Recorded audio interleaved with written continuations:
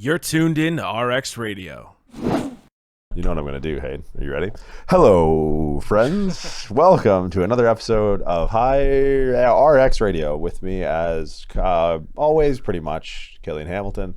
Guest of the show, friend of the show, family of the show, Hayden Bowe. How do you like that? Dropping rhymes. Steel wheels. Thanks for Shallow having on the me. ones and twos. What's going on? We'll find out. Yeah. We pretty much talked about all of that and nothing.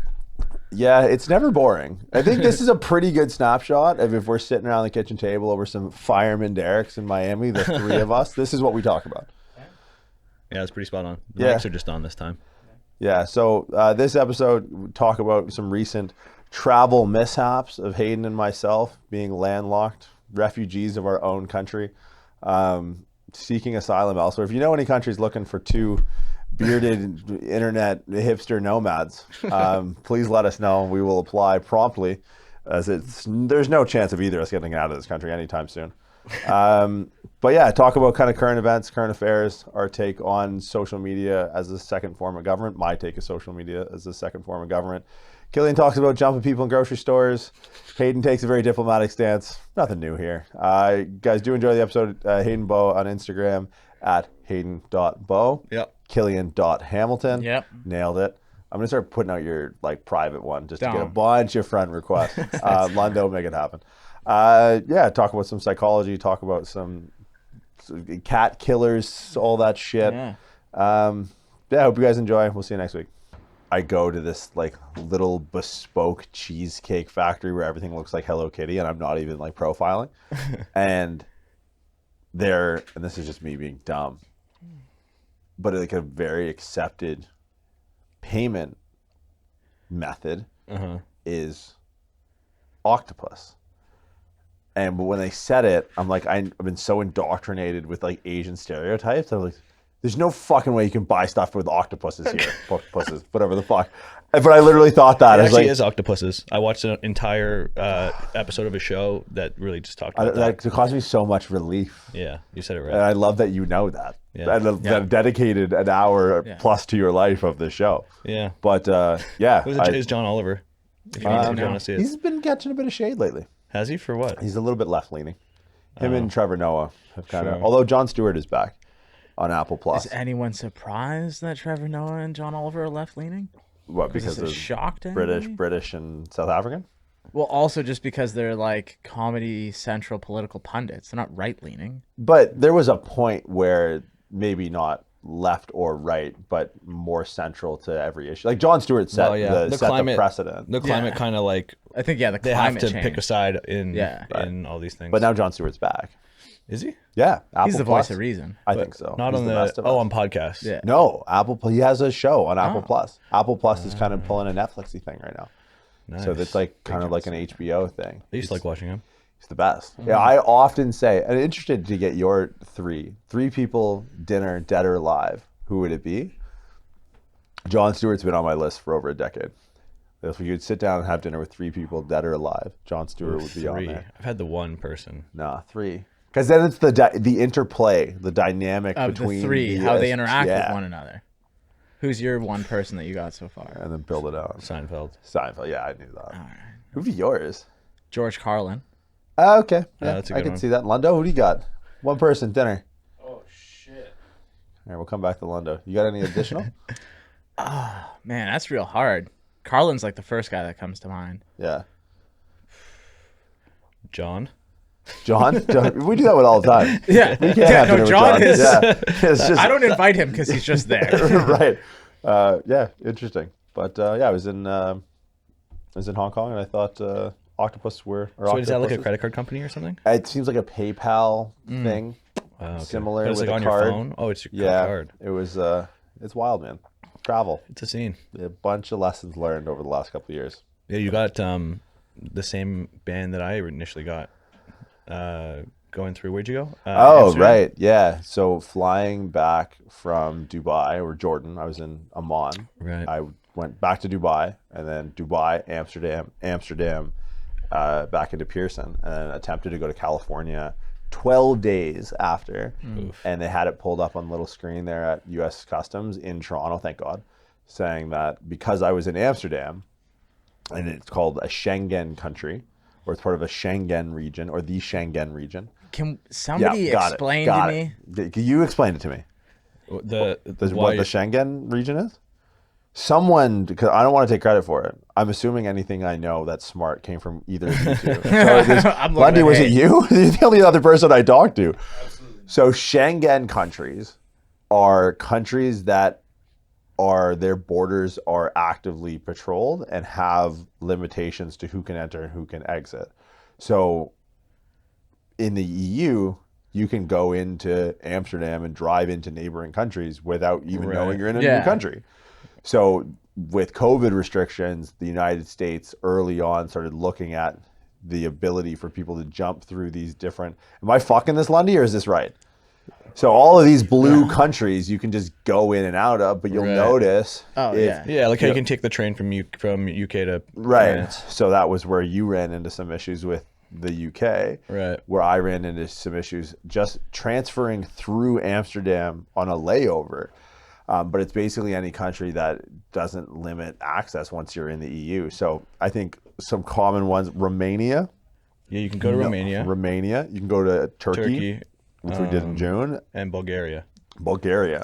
Real hot spots. I was gonna say, Yeah. So three that's what picks. the Schengen, because the Schengen, when they say region, you think it's like, bound geographically, because there's clearly some differences in countries you can and can't that don't border each other.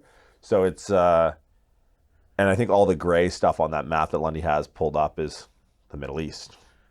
Eventually, right? Yeah. That's like Lebanon, Syria, Jordan, UAE, and then obviously Russia and things like that. But that's the issue I ran into with traveling was, and the thing is, we looked into it at the time, and at the time it was fine. It was fine, because you didn't leave the airport, you were fine. But in the 3 weeks or the 12 days you've been home, that rule changed. Yesterday, going to get a fucking COVID test, went to this one that I used to get onto or attempted to get onto the California flight, like literally last week. And that place said that they were no longer authorized for travel. I'm like, I don't really understand what that means. So your test... Is it a COVID test or not? Right, exactly. Right? That was the underlying Does it tell you if thing. I have the thing we care about? But they're like, yeah, no, it's still a legit test, but it's no longer authorized for travel. We got a thing from the government saying... And like, this is where I've started to be like, okay, something's afoot. Right, because I'm sure they're making companies pay to get that. Well, now it's called Fly Clear. So I had to go through Shoppers. So I booked an appointment through Fly Clear. I'm like, I got to cover my ass here because I need to get to California to get on the Mind Pump podcast. I don't want to push this back again. So I go get fucking 2 nose picks in the same goddamn day. So I literally drive from one COVID test basically to the next one. And it's now this Fly Clear thing. But the concerning part was you had to book it online through Shoppers. Very arduous process. And when you submit your application, the Shoppers thing, the Fly Clear thing goes, okay, if you're eligible, we'll call you back to book an appointment. So I call Shoppers right away. Like, fuck this. Like, I'm getting to the bottom of it. And I talked to the pharmacist, and this guy was like, I think this guy was actually a little bit of a conspiracy theorist. Like, I don't know, man. I'm going to give you the website, I shit you not, the website he told me to go to book the appointment to bypass it was 1439.ca. 1439.ca. Does it mean something? Well, that's the direct link to scheduling. And it's since been taken down. Buddy. It is a conspiracy. Get Alex Jones on. Literally, oh man, I should talk my to second guy. Talk to Schultz and see if we could pull Jones. He's definitely not allowed in the country. We'd have to phone it in. But that yesterday was a link directly to the Shopper Drug Mart for me to book the appointment. So I booked it through there. It would be what they would use to call in if like a call center would call me and book it for that location. And I went there, I booked it, and that was yesterday. Today, I still haven't received the initial call that I would have been waiting for if I hadn't called the Shoppers. So the fact that they can approve to get you tested now. I wonder what makes you ineligible. Right. Because you're either getting a COVID test because you have COVID and you'd like to know, or you don't have COVID and you're traveling. And both seem like legitimate reasons to get a COVID test. No. Yeah. But that's the thing. And they don't seem like the authority to call me ineligible. But through this Fly Clear, it's your clear purpose in going through this is travel. So they have the ability to bottleneck your travel numbers to traveling, which is like, that's not okay. Yeah, do you think they're also able to search who's vaccinated? And that's like part of the eligibility? Like you go to Fly Clear and then they're like, not eligible because you're not vaccinated. I don't know. It wouldn't surprise me at this point. Next month they're putting like it's a government Vax card now, right? Like there's only one type they'll accept. Yeah. Yeah, and you need to like take your vaccination card and apply for it to be put into the system. How do you even do that? Local authority. Like, so we're in the Halton region right now. So what I would do is take and I would submit a PDF or a scan of my vaccination card, and then they would enter it into a system and send you a thing.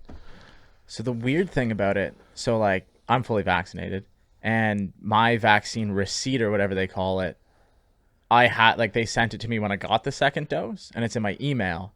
But because I never used my health card to get it, I can't look it up. So like if I lose this thing, I'm not vaccinated. Yeah, I have a physical copy too. Yeah. But it's weird. They're like so nonchalant about it right now. Like literally you can just show a picture of it on your phone and they'll let you in places. Anything. I went to dinner last night with someone from BC and theirs is a QR code. But that's what we're going to get here, right?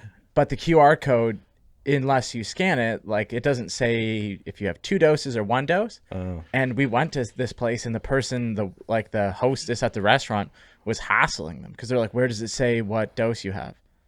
And they're like, I don't know. This is my vaccine You're passport. a hostess. I have nothing against hostesses at restaurants, but also it's like that's not part of your job description.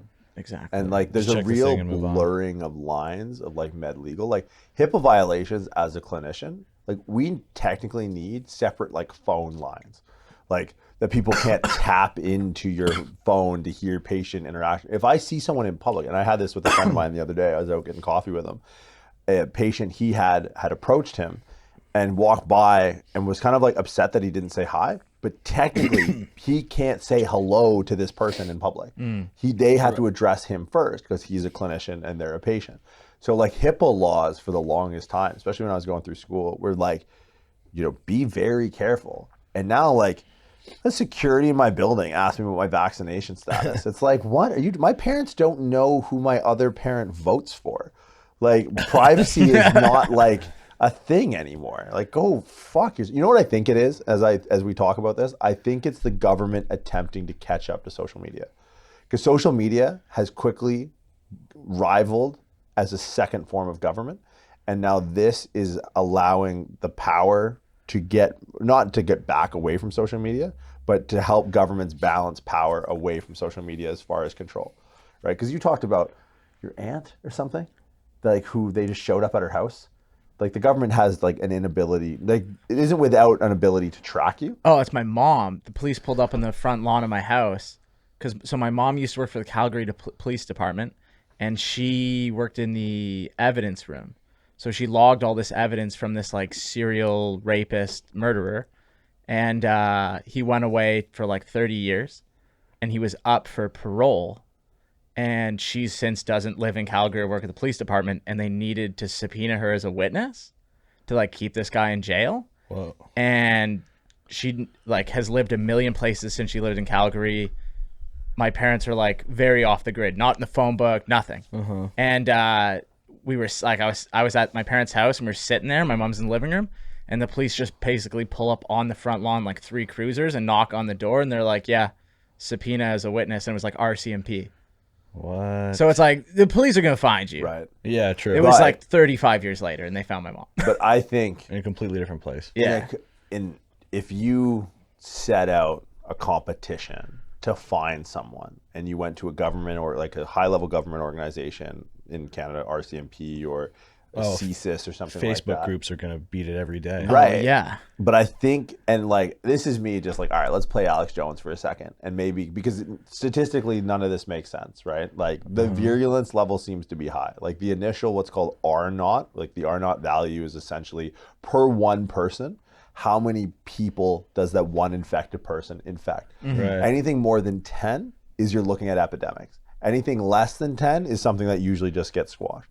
But the R0 value is not the only thing that matters, right? It's the death rate. Like how virulence is merely an indication of how fast it spreads. The R0 is just but how many people is it killing? Right? The issue is obviously an ability for us to manage any influx of, ICU critical care beds in Ontario hospitals or Alberta hospitals or wherever, basically hospitals in Canada. But so statistically, like a 2-year pandemic doesn't make sense because a really good pandemic probably wipes out half the earth in like 6 months. Like a virulent and deadly pandemic. Yeah, I feel like the underlying essence of a pandemic is like hysteria, right? Yeah. It's like we've all calmed down. Now it's just a thing. This is also Florida man talking here, which is like maybe calm down like a little too much in the Dane County region. Yeah, we had a lot of COVID there for sure. Our entire staff got COVID. But you guys also had like a lot of bath salts.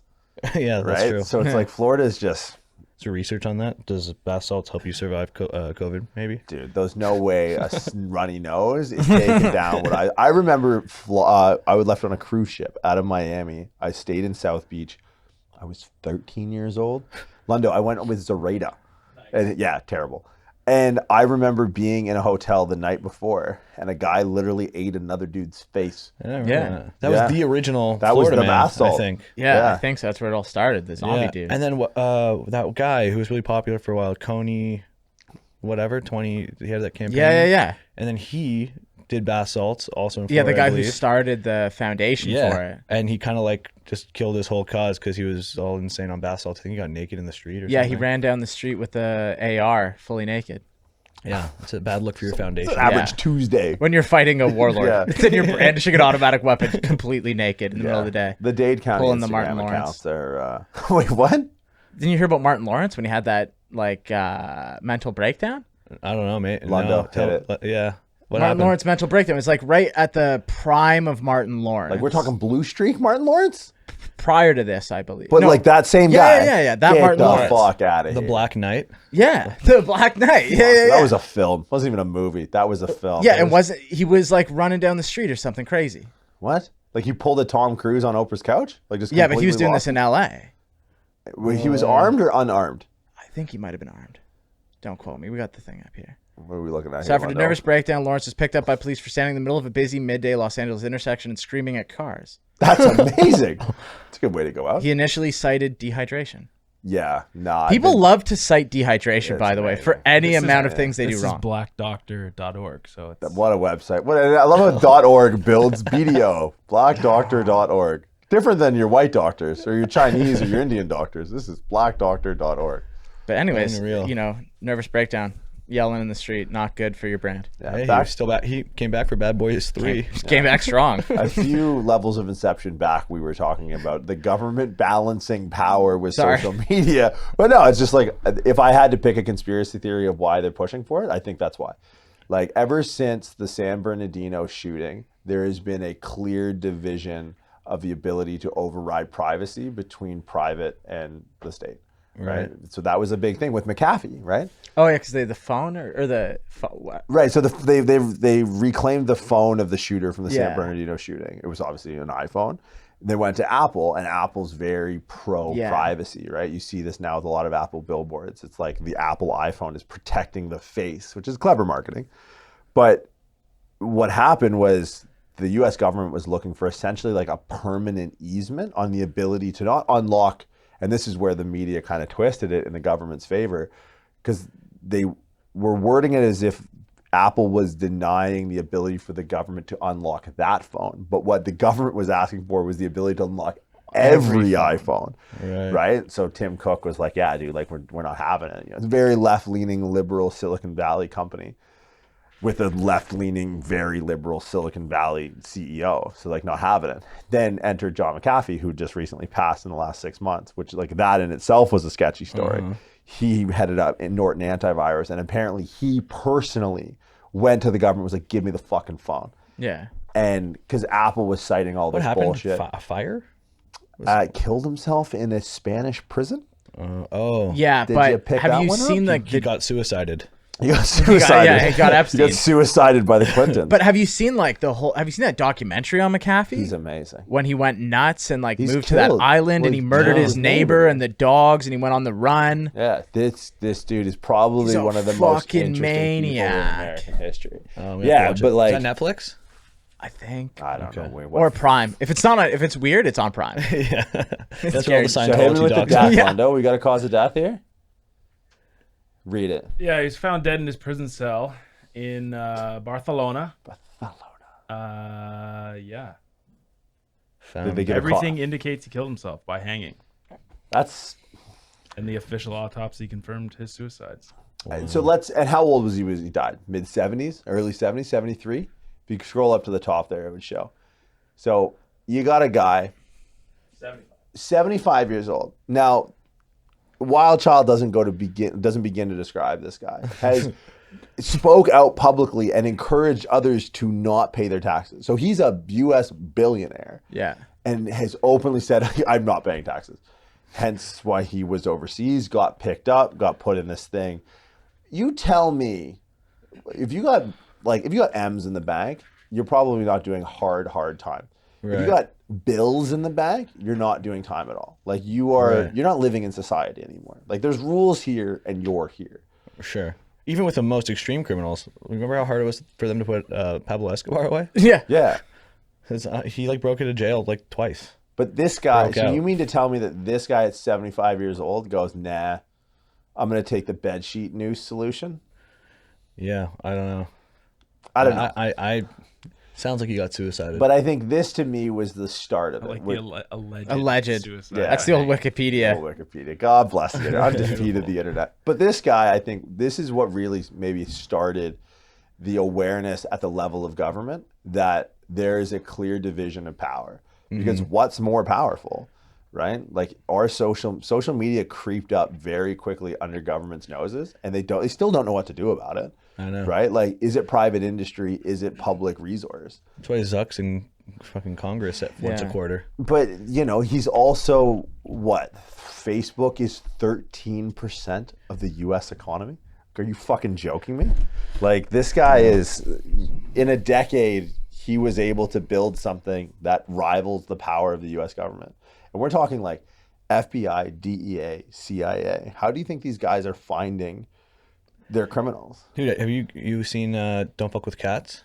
Yeah. Oh, you've got to watch that, fuck dude. Me. What? No, what is it? It's wild. It's actually wild. It's the dude from Toronto. Lay it on. And the guy's from Toronto. And he moved to Montreal. Yeah. Basically, this guy, he was anonymously posting videos of himself torturing and killing cats. Like he had one where he fed one to a snake. Yeah. He had one where he put it in the microwave. Like did all kinds of things. Just killed them. That's a white guy for sure. Yeah. That's a white guy crime. So when they tried to track him down, they identified the guy. Like basically, there's a Facebook group. Like it caught wind of it. And all these people all over the world joined this Facebook group and teamed up to try to find this guy.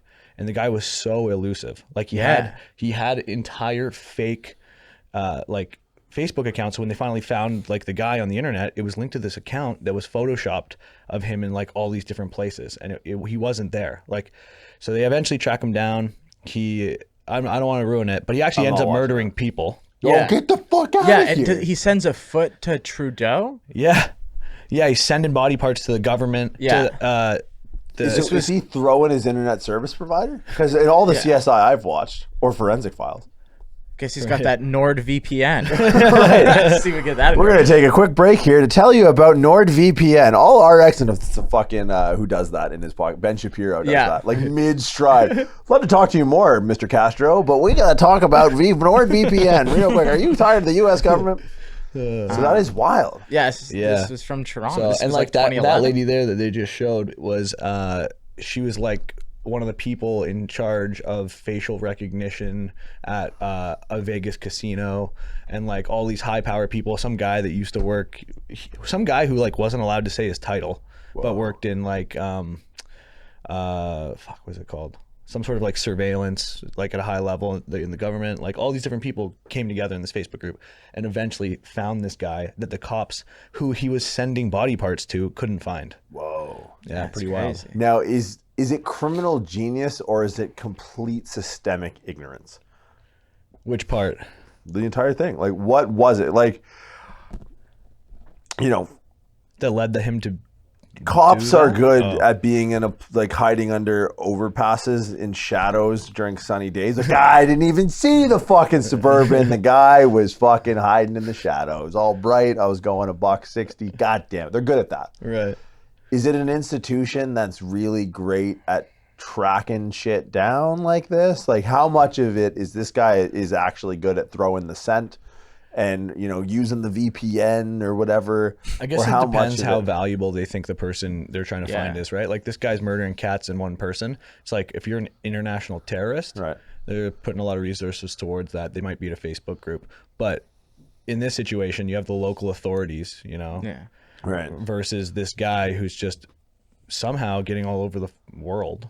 Interesting. You know, where did they end up catching him? He's like in Germany or I was just going to say, I believe it was in Europe at an internet cafe is when they caught him. Whoa. Like, he got arrested in an internet cafe. Do you know where it was that he committed the human murder? Montreal.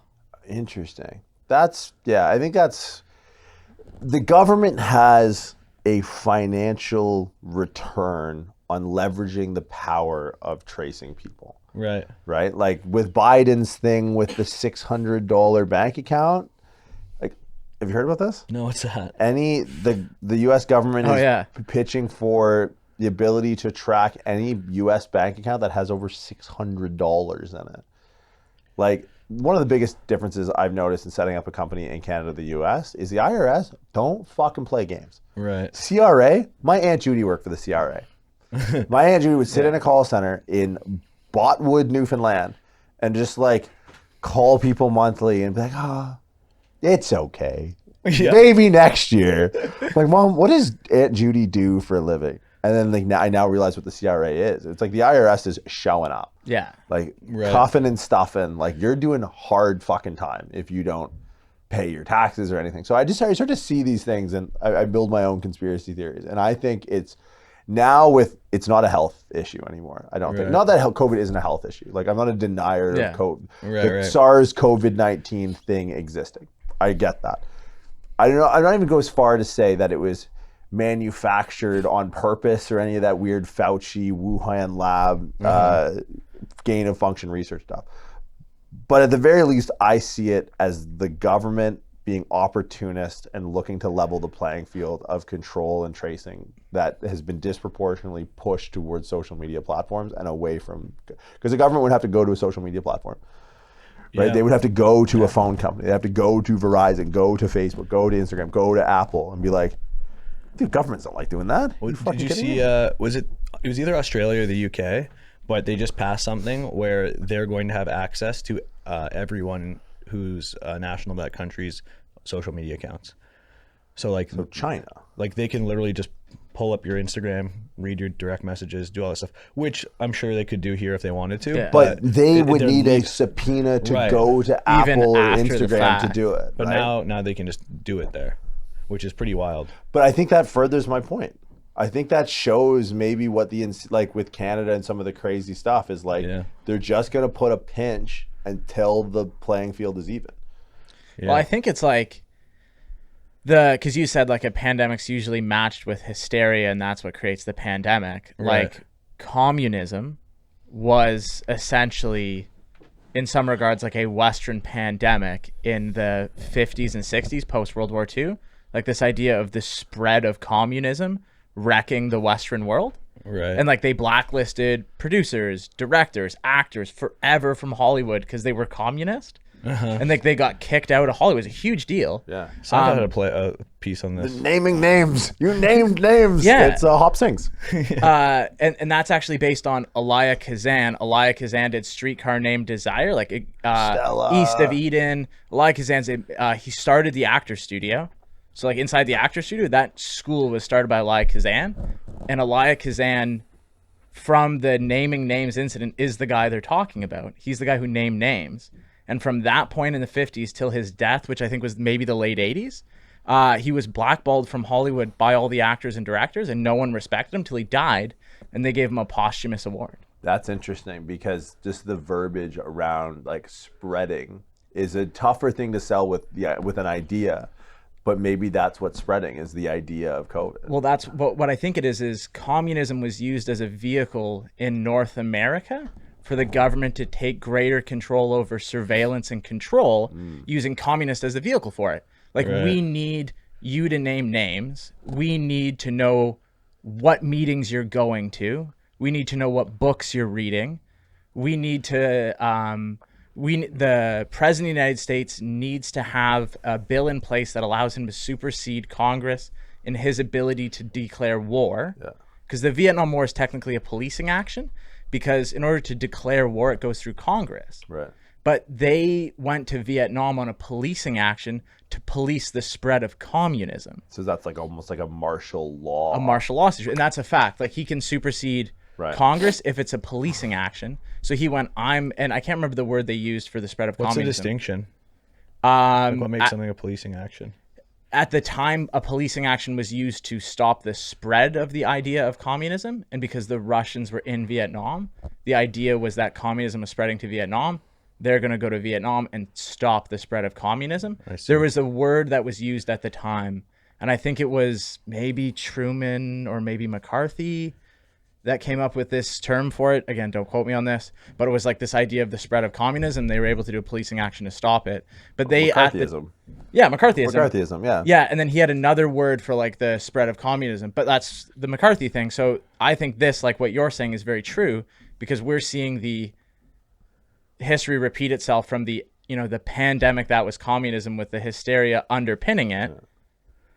And they used that as a way to kind of supersede, the rights and freedoms of Americans at the time. And I think you'll see that push into the late 80s, early 90s with the war on drugs, right? The war on drugs that was just a different vehicle, right? But how clearly documented is it that the war on drugs was CIA backed? Right, that's a pretty well-known, right? That's not even like a conspiracy theory, but it's just crazy that in real time, and I think people are coming around to it. I think the sensationalism of social media might cloud this, because it's like you can pull on a thread, Photoshop a few things, throw in an Alex Jones clip, and completely discredit the potential idea of, gross government oversight into something, to the point where it's like they are staging this.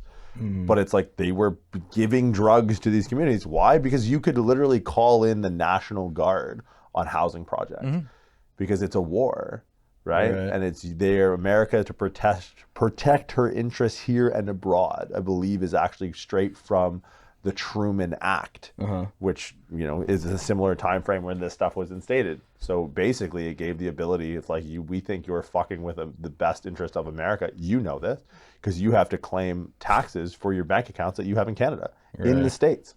I have to pay capital gains tax on money I make here back to the U.S. government under the visa that I'm at. So it's like, to think that the U.S. government or the Canadian government or governments in general might be looking to reclaim some power, or at least try and branch into new territories to explore new options of power that before they were held hostage. And maybe there was a little bit more compliance.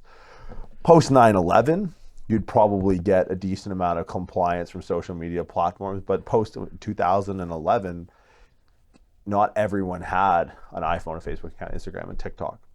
Yeah. Right? And now maybe with TikTok being inadvertently controlled or indirectly controlled with the Chinese government, and it being the fastest growing social media platform in the world, maybe there's some weird risk diplomacy going on, where it's like, look, there are more things at risk here.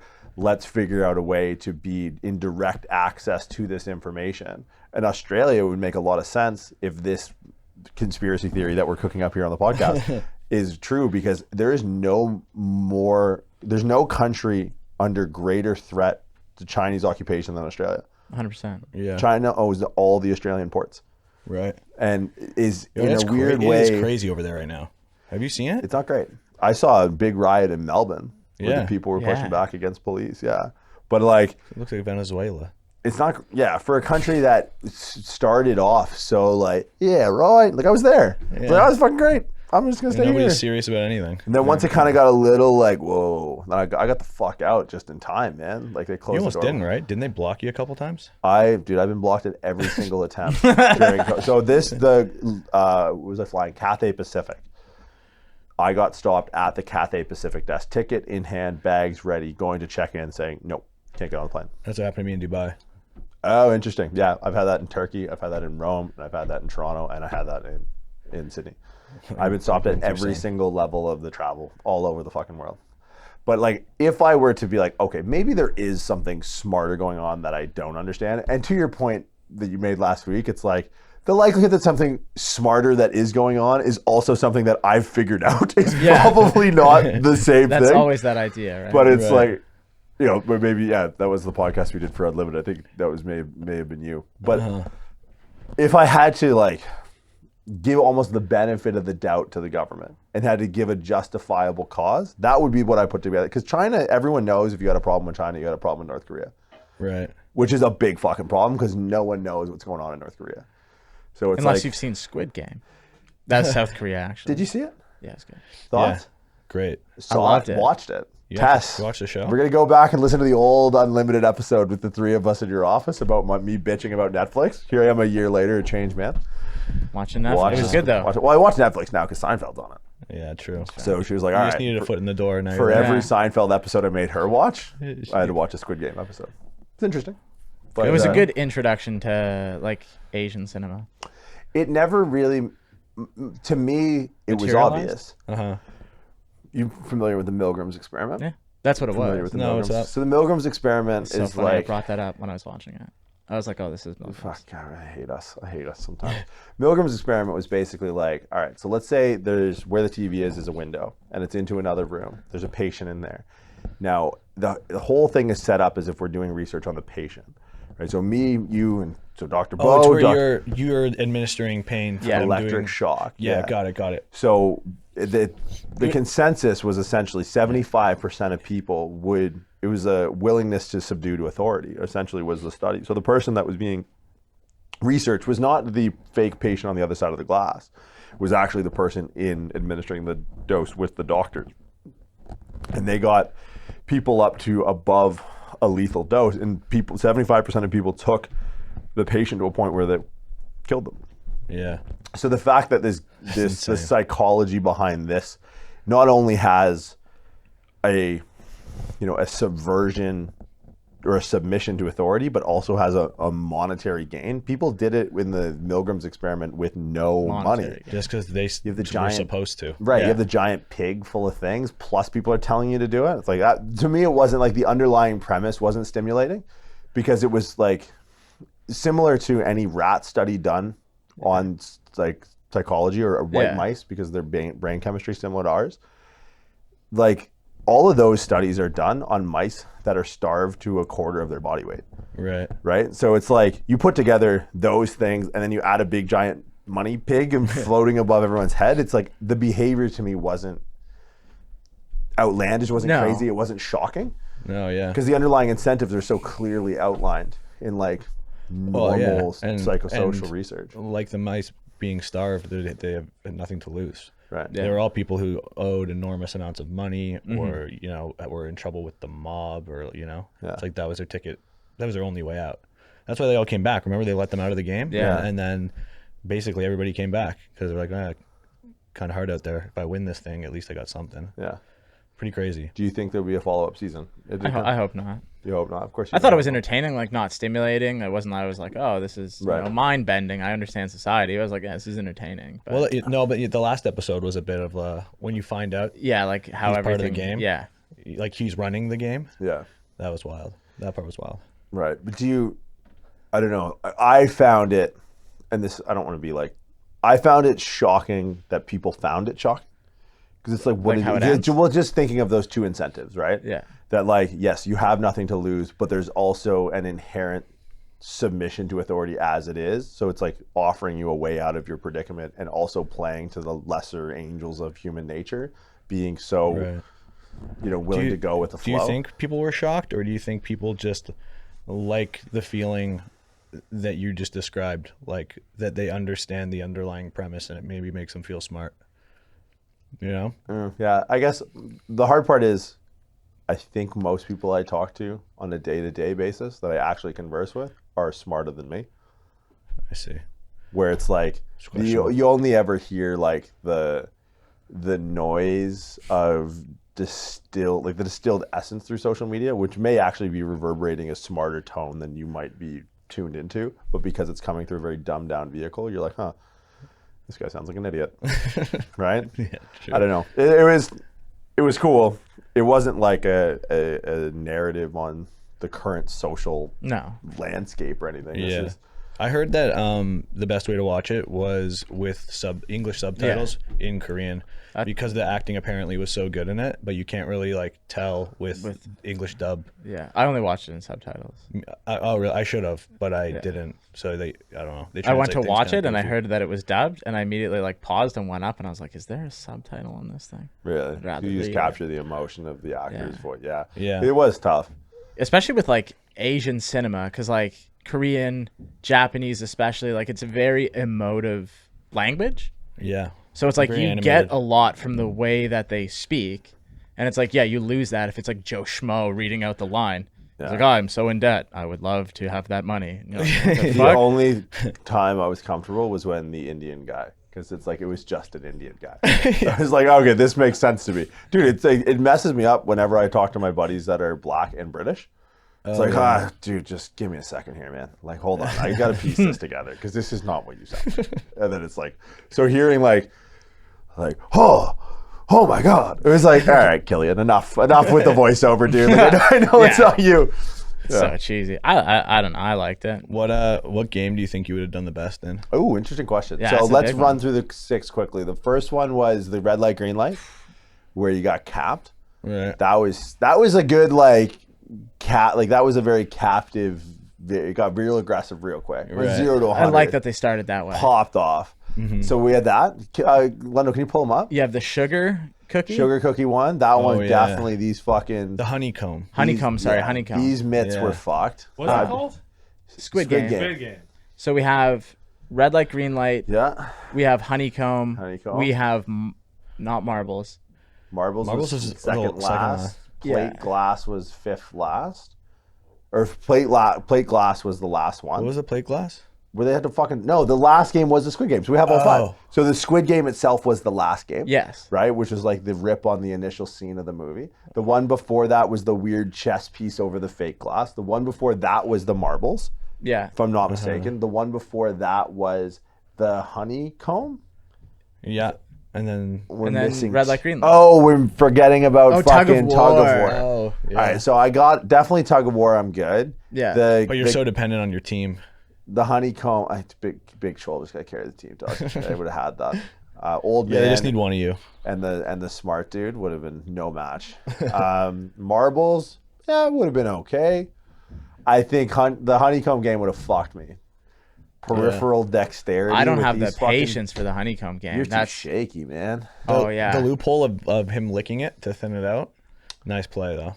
Yeah, I wouldn't. Number one sorted contender that. for the pussy. Right. That's gonna find its way to all the podcasts. Yeah, I don't know. I definitely. The Midnight Fight was a game. I think that was an elimination. Okay. Oh yeah.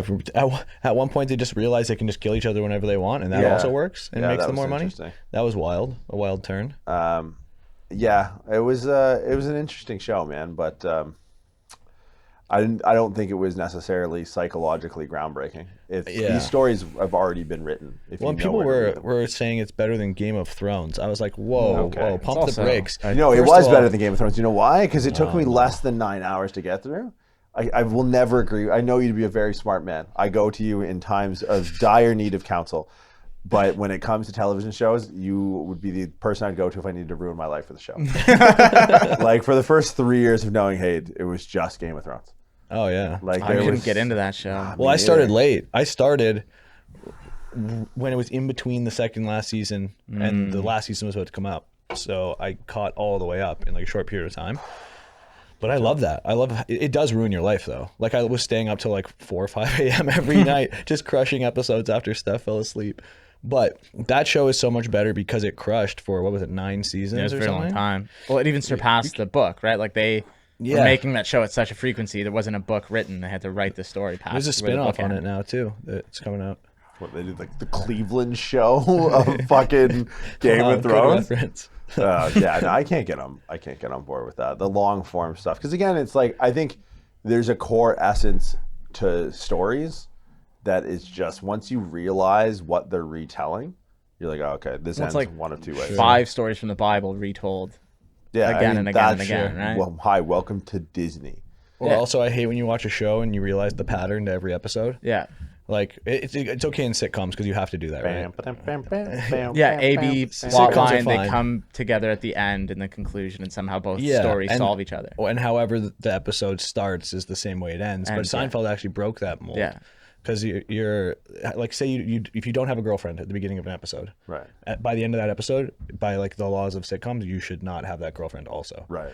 So that anyone can jump in at any episode and understand what's happening. Right. But Seinfeld had like, just broke it. There's multi-episode relationships. They would bring people back from other episodes, and like the storyline depended on the other episode. Yeah. They did all sorts But of I kind of think stuff like that. Seinfeld just did the meta sitcom in the sense that you could watch the first episode and the last episode and get a whole the entire corpus of the story. The 'Cause they button. brought everyone back in the last episode. Well, and when they go to jail, they end Yeah. it the exact same way that it started. Yeah. With Yeah. the shirt. Button in the right place. As in no man's land. What are we doing here? It's like, we talked about this before. Yeah, I don't. What gets me is it's inescapable. Like, you don't like things that don't follow this, but I'm at a point where I don't like things that follow it. And this is where your weird spin-off and like crazy bullshit films that mean nothing, I kind of understand. Frozen is a really good example. Frozen follows no story archetype, The cartoon? the cartoon. Oh, okay. And I actually it's haven't like- seen it. Good, don't. It's terrible. It's the worst Okay. Disney movie ever made. And a Well, lot of people think that's because it's like very feminist driven, and I don't like it because I'm a misogynistic prick, which is like not true. Your brain doesn't like it because it doesn't follow a normal story arc. So it's like I'm kind of fucked either way. So it's like recognize normal story arcs, and I can understand like antagonist and protagonist, but I also don't like anything that deviates from that. So I'm like, all right, well, I just watch Seinfeld reruns and have like Yeah. a cheap laugh at Kramer's expense, and that's really it. That's where I'm left with entertainment now. Well, because I like, get I that. can't go down your route.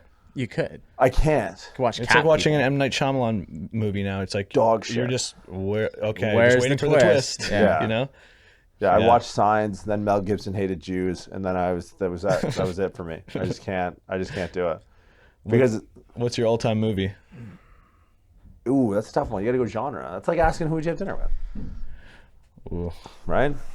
Yeah, you couldn't narrow it down to one. I got a fucking list, man. Yeah, you gotta go cross I have genre. favorite movies that aren't necessarily what I think are the best movies. That's the other thing too. Like, what's your favorite movie? I'm like, in terms of like what I think is the best film. I do it based on just enjoyment, I guess. Yeah, Yeah. what's yours? Well, I have a couple. Like, first one, Old School. Ooh, I think Solid. Peter. they Out of the started. gate. They started that whole did. genre, Yeah. right? Like before that, there was like Animal House, but it was a totally different vibe. And then there was Old School, and then look at all the ones that were just like that after that. Anchorman, 40-Year-Old Virgin, like Yeah. every single one was that. I think it was the most cohesive product market fit of comedian conglomerate turn actor, right? Happy Madison production is one that comes to mind prior to that. Yeah. Right? Like Big Daddy, to Mr. Deeds, to The Waterboy. Longest Yard, The Waterboy. Waterboy, right? It's the same dudes doing the same shticks, but those are just the best dudes with the best shticks, Yeah, 100%. right? Like even like little bullshit ones like The Intern. With Oh, yeah. Owen Wilson and the other guys. Vince Vaughn. The other guys is a classic. Yeah. Yeah, aim for the bushes. And they just like So jump fucking off the funny. building. I've tried to watch that movie with Steph like maybe 5 times, and she always forgets that we've tried to watch it, but we only ever get to the part where they jump in and die, and she goes, "This is so stupid. What, they just died? I don't get it." I'm like, "That's what's funny." She's like, "I don't get it," and then we turn it off. It's been 5 times. I'm like, just get past it. Desk pop is so great. It's like I've been trying to convince someone with a gun to do a desk pop since I watched that movie. He's like, "That wasn't a thing, was it?" Right after he shoots it. But I think to your point is like that. The inception of that genre was just the right comedians at the right time, right? Like the right amount. Do you remember? Because Lundy, you're gonna have to cut out that word I said earlier. But do you remember like one of the opening scenes to Old School In the with the cab? cab? Yeah. The guy literally turns like Luke Wilson gets into the back after that thing. He's racing to the airport to catch the early flight before his fucking old lady's getting piped by a bunch of people in the gang. He leaves the real estate conference, gets in the cab, seatbelt's not working, goes to the cab driver and goes, "Sir, the seatbelt's not working. What do you suggest I do?" And the cab driver turns around and says, "I suggest you stop being such a..." Hard F word for gay people. Hard F word, woke Yeah. 2020, easily cancelable word. It's if you go into like, you know how people do that thing like send me your last 5 used emojis. It's like, send me your last 5 sent pictures to people. That GIF is, I send that on a daily basis. Clients will be like, what do you suggest I do? Here you go. It's, yeah, I mean, because it was at the point where it's like, then they didn't bleep it out in theaters. No. Which is crazy to think. Well, you could say that word back then. People were much more ignorant. Yeah. Louis C.K. did a whole bit about it, I think. And then Or Bill Burr did a whole bit. And Yeah. Louis C.K. did an N-word bit that you can't get away with now. Yeah. Much because Louis has been canceled for other reasons. Yeah, I but mean- yeah. He's coming back, by the way, apparently. Louis? Yeah, he's for apparently like the last year he's just been doing clubs.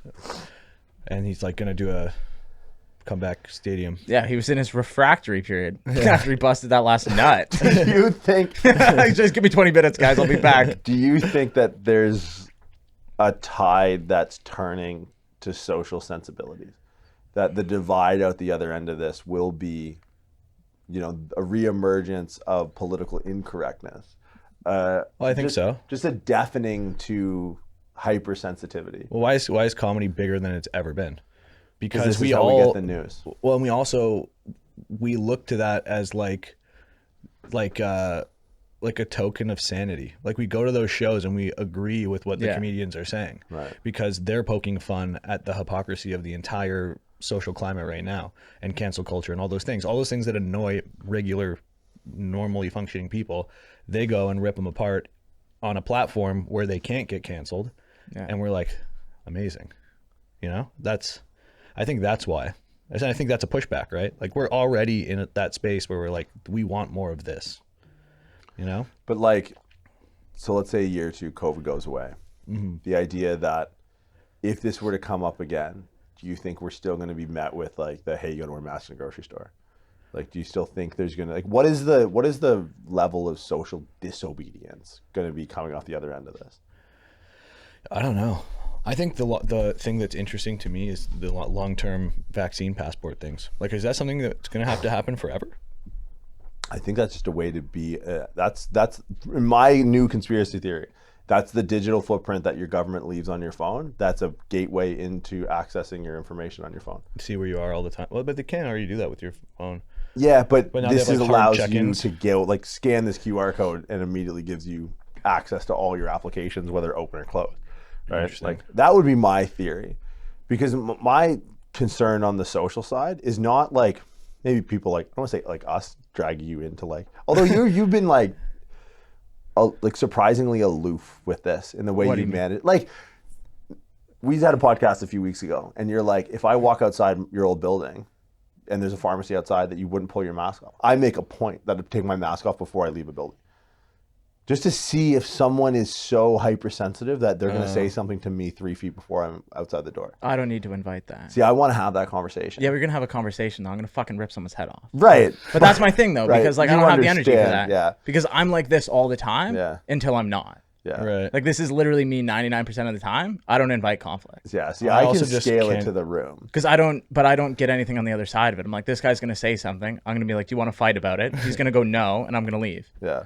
Or he's going to be like, yeah, sure, I'll fight about it. I'm like, oh, now we're doing this. Like, dial 911. Yeah. So that's to me. Like I can just go, okay, this person's here. I'm just gonna checkmate him here. Where your checker's not chess. You're jumping motherfucker. Oh, I'm at the other end of the board. I'm like, meet me at the end, motherfucker. Yeah. So I just can't be bothered. I just can't be bothered. Yeah. I open up rather the just door walk away. for it. Because I think at a certain point it's like, this is my way to handle it. Right. It's like, this is my way to make me feel like I know I'm not doing anything. But there are people in my building now who don't say a fucking word. Who before? Because I'm like, all right, where are we at here? Like getting the, and I say hi to everyone, mask, no mask. Most people are cool with me. I don't wear a mask in my building. Most people are cool with me, and there's a couple people who don't have a choice but to be cool with me, because they're trapped in a fucking 4x8 box with me. Right.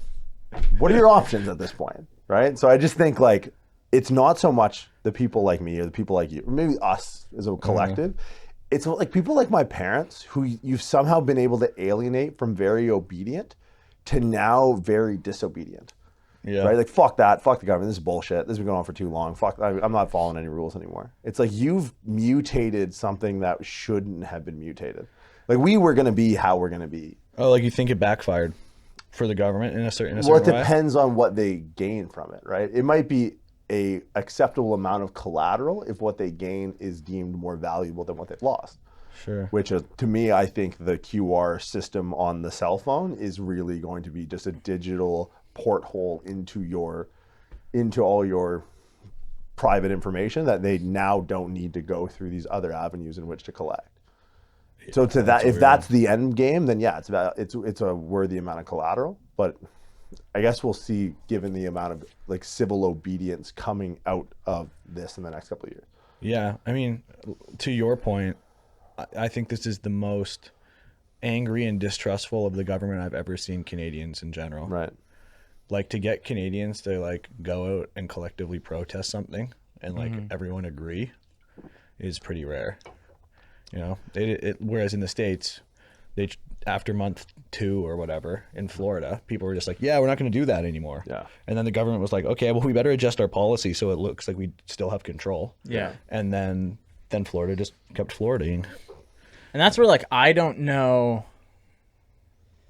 Remember what you said about that don't fuck with cats thing, where you're like, is this guy a criminal mastermind or the police just suck at their job? Right. I think of that same thing in this scenario where I look at the way the government handles it, and you can look at it and be like, oh, it's this like underworld lizard people taking like mind control over everyone, big conspiracy. Or is it like, is this a bunch of really ill-prepared people trying to save face and remind people that they're in power any way they can? So it's like, is this a dude grabbing at twigs on his way down, like fucking falling off the mountain? You know what I mean? And like grabbing at shit to be like, no, we're still in power. And that's kind of where I feel it is.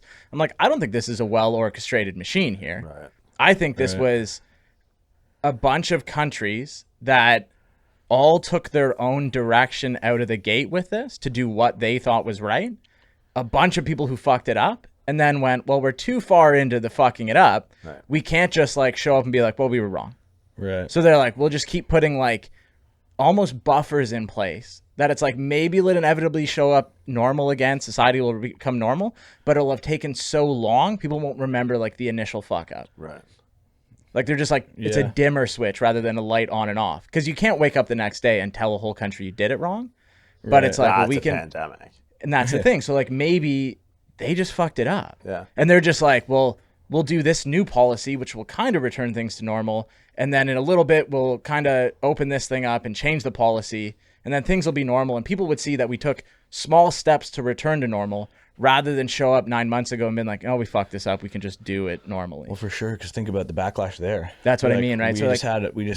All these people's businesses failed, and you know, what does that mean? And what's reparations for that? And like the timeline on those decisions being made, and always thinking about someone's distance from an incident. It's like, is it a political party being like, how far can I throw this in the future that I won't be here? Sure. You know what I mean? It's like, man, maybe we can slate a timeline that's 5 years long, and then I'll be gone. And it'll be a new guy holding the bag. You know what I mean? Sure. It's like people constantly throwing recessions on the political party that's in power, not the political parties that were in power the decade previous. Right. Where it's like, this guy showed up when the bank account was at zero. Like, he didn't empty it. This is a George it was the W. guy on his problem. way out with the bag full of cash. Like, that guy fucked it. Yeah. So I think, like, in my mind, since the start, as frustrating as it even is for myself, and I remain, I think, more political even on the podcast when we do talk about it, but I think a lot of this, to me, resembles a bunch of people not knowing what they're doing. Like, you know, like the substitute teacher loses control of the class. Yeah. And then they just kind of get violent. And then they're like just tying kids to the chair. They're like, everybody calm down, watch the movie. And then 3 minutes in, they're like, you know, I'm just going to beat the shit out of this kid and make an example for the rest of them. Yeah. It's very striking now that, you know, undoubtedly no one has handled it, to my knowledge, well. No. But there does seem to be a divide now in those countries that are putting policy in place to return to as close to an old normal. Yeah. And those countries like Canada obviously comes to mind. Australia is definitely one that seems to be using this as an opportunity to push to something that resembles a new normal. Right? Oh, yeah, and I don't deny that. But I think that, to like Hayden's point, is Canada's a country that doesn't deal with civil unrest. They don't have a contingency for dealing with this. Yeah. In the States, they do. Sure. They're like, we're a pretty like decentralized government, and states have like a large amount of power over their people, and the federal government has a large amount of power over the whole. But there's like a lot of contingencies in place to lock this shit down. You know what I mean? Where in Canada, it's like they don't know what to do when people get upset. Yeah. So maybe the government's like overreaching in the fact of like, well, we have to take ultimate control because like we're not rolling into Kent State with the tank, you know? Yeah. I don't know. I guess we'll find out. I don't know. It's, Like I never went to school, so. It does open the door for that whole access to information thing, which is, you know, even if that's not the intent now, and it's a bunch of people grasping at straws. But it allows them. Yeah, you'd still have this thing on your phone that a few software updates down the road. I mean, I think of the same opportunism of any sort of civil unrest. Yeah. It's the same guy who's like, oh, there's a guy got shot in Milwaukee, but the new AF1s are at Foot Locker and I don't want to pay for them. Yeah. Right. So I'm just going to go, flash a mob in Oakland and start throwing bricks to show my, unrest. It's like, it's the same DNA of a person who's in politics. It's the same DNA as a person who's a professional athlete. Like it's all like, they're not that different. Their motivations are very similar. Their vehicles in which to express those motivations are different, but the acts I think are similar. So it's like now the government looks like, all right, well, if I'm in a position of power, it's fucked, but what can I smash and grab? Right. And it's Jays at the level of a guy running through Oakland because an unarmed black dude gets shot in Milwaukee, but it's data, it's information, it's access, it's security. As if you're a politician, it's like, all right, well, the whole thing's on fire. Maybe it's the same psychology that underpins other people's actions at a lower level of civil unrest that motivates people's actions at a high level of power and access. Yeah, I think there's something to that. I think it's just like we see a trend towards the decentralization of everything. And I think it's the government trying to then centralize government, right? Because if you decentralize currency, like what is largely a government, but withheld by the value of its currency, right? Well, and then I think to further your point, didn't China make Bitcoin and Ethereum illegal? Yeah. You want to centralize the government, you better fucking gain control over your currency. So I figured they were either going to make one exclusive or doing what they did. There's no truer representation of that than China getting wind of this going, we understand how control at scale works almost as good as every country but North Korea. Right. I mean, they have a larger issue of larger borders, not being an island, way more people. And they go, yeah, no, this is money. This is how you control people. Because like that's the thing. Like if you can't control like currency, if you can decentralize currency, it reduces, like we have already talked about the IRS and the CRA. Right. What if I just have a Coinbase wallet with all of the money I've ever had in Dogecoin? There goes taxes. And then I never have to report it to taxes. Right. Like well, Coinbase doesn't take your tax information. PayPal does. How many times have we heard a potential for UBI through all this, right? CERB was essentially UBI. Yeah. So it's like that is essentially Canadians equivalent to China making Ethereum and Bitcoin and cryptocurrency illegal. It was a very Canadian way to do it, but if you look at the underlying mechanism, like a sneaky backdoor way to do it. It's just a sneaky Trudeau Canadian way to do it. Yeah. And again, maybe we're giving these people too much credit. And maybe these are, maybe this is a giant fucking hurling block around a giant helium ball and we're all just chimps with universal brains. But it's just funny, like you said, like all humans have the same DNA, and that's where I look at like, man, I fuck shit up all the time. Yeah. I'm sure these people get in a room and do as well. You know what I mean? Right. I'm and pretty sure I broke a camera in the studio last week. Sorry, love that. Yeah, and I don't know. I would love to look at the government and think they're like, not that I'm smart, but they're way smarter than me. But sometimes I look at the government and just go like, this is a human that was a citizen that you elected. Yeah. Right. Like it's not like ancient Greece. Yeah. This guy's not a fucking soldier He's not a who just point murdered anyone. 1,000 people and some battle. strategic genius. You know what I mean? It like rolled up and won a war, and he's like, I think I'll take control now. And everybody kind of goes, yeah, it makes a lot of sense. Right. Yeah. And it's just a teacher, a drama teacher. Trudeau? Drama? Yeah. I don't know. Yeah, I don't he know taught his background. drama. His dad was pretty good.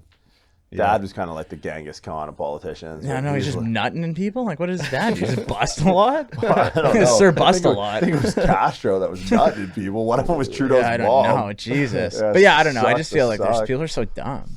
Yeah, I find solace in that, but also that comes with a certain level of discomfort because you have to, and me personally, include myself in that.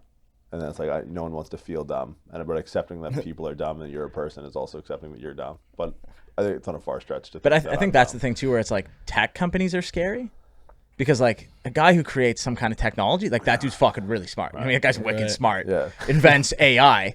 But it's like the drama teacher who won the popularity contest because the closest guy running to him was really old. Yeah. And didn't smoke weed. Yeah. I was like, what? I don't see this guy doing anything immensely crazy. I could have picked, 3 things out of a hat in the game of life and got to the same place. Sure.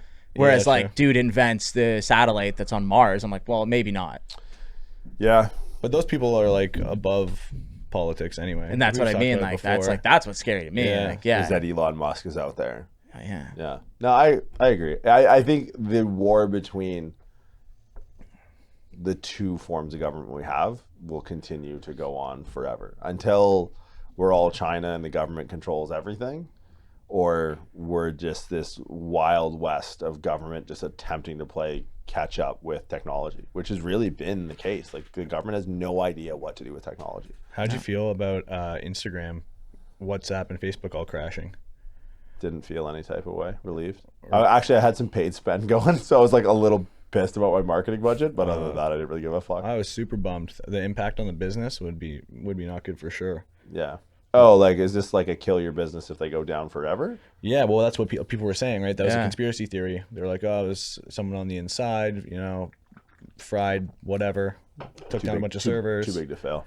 Yeah, well, that's what I said. And obviously, people just love conspiracies. But what was going around was that it was going to never come back. Well, a Die Hard 4 fire sale and Instagram and Facebook and a full. Nah, man. I like it could be wrong, and the idea of too big to fail has bitten, the economy in the ass before. Housing crisis in 2008 comes to mind, but too smart to fail might be a better way to look at it. That it's not just Louis Riani and the fucking housing market and collateralized debt obligation. It's a bunch of MIT PhDs who can't look you straight in the eye, but can fucking write their way through infinite lines of code that can autocorrect. I don't know. I think that is the underpinning to the opportunity behind the government action right now, is attempting to reclaim a very slanted distribution of power to what we should look at as a secondary form of government in social media. Yeah, I can see that. I'm on board with that. Fuck. Wanted to talk to Hayden about business. We'll have to do another one. The business of life. Business, we just took a swan dive into the shallow end. It was just terrible. All right, well, fuck, guys. Hayden Bowe, Hey, thanks ladies for and having me. gentlemen. Always a blast. Hybrid, Always a blast. unlimited, hybrid legacy, hybrid performance method gym if you're in the Miami area, hybrid performance method training. Hard work pays off. Matt Fraser just released an abbreviated version of that. Talk about it. Yeah, so Hard Work Pays Off was more of an elite program, and he's just launched through our platform, Hybrid Strength Coach, HWPO 60, which is a 60-minute version. So if you're a regular person who wants to get a high caliber workout in CrossFit and you don't have time to do 4 hours in the gym, this is the route for that. We're also launching another program with him that's going to be the sort of competitors track. So if you're somebody who wants to go to the CrossFit Games, or you want to compete at a high level, or you just want to train like Matt Fraser actually trained, that's the next one that's coming out. So Fucking stay tuned for that. Mutant. Absolute freaking Animal. human being. Savage. All right. Well, Hayden, appreciate you. We'll probably get you on. Appreciate I'm actually hoping that the passport thing doesn't square itself out in the next week or so we can do a real podcast. And you can be a recurring guest host.